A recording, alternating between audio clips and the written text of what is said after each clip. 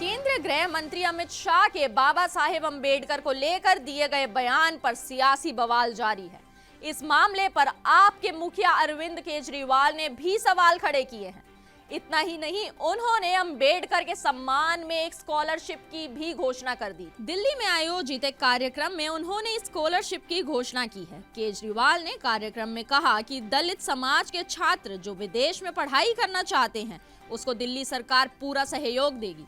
दिल्ली के पूर्व सीएम अरविंद केजरीवाल ने कहा कि अगर आम आदमी पार्टी अगले साल फरवरी में होने वाले विधानसभा चुनाव जीतती है तो दिल्ली सरकार विदेश की यूनिवर्सिटी में दाखिला पाने वाले दलित छात्रों को वित्तीय मदद देगी। उन्होंने कहा, आम आदमी पार्टी यह सुनिश्चित करेगी कि दिल्ली में किसी भी दलित छात्र को धन की कमी के कारण विदेशी विश्वविद्यालयों में अपनी पढ़ाई छोड़नी ना पड़े। अरविंद केजरीवाल ने कहा कि अम्बेडकर को London school of economics and political science में अपनी पढ़ाई बीच में ही छोड़नी पड़ी क्योंकि उनके पास पैसे की कमी थी।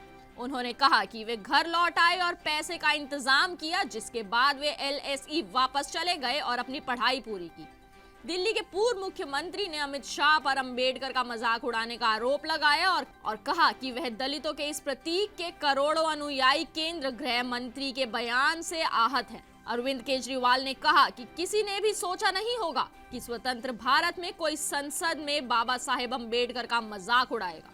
अमित शाह के अपमानजनक बयान के जवाब में मैं अम्बेडकर सम्मान स्कॉलरशिप की घोषणा कर रहा हूं। इतना ही नहीं, केजरीवाल ने यह भी कहा कि सरकारी कर्मचारियों के बच्चों को भी स्कॉलरशिप का फायदा दिया जाएगा।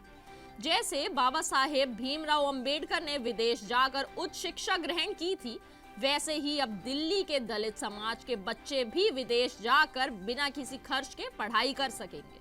Subscribe now and press the bell icon. Never miss an update.